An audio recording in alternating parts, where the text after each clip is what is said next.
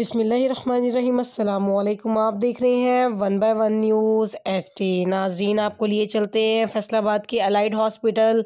ये हमारे पाकिस्तान की है रियासत मदीना। फैसलाबाद अलाइड हस्पताल की नर्सिस को वज़ीर आज़म की आमद पर PTI के रंग में रंग दिया गया। ये नए पाकिस्तान की असल हकीकत है। फैसलाबाद खुशामद का नया अंदाज, अलाइड हस्पताल इंतज़ामिया बाजी ले गई।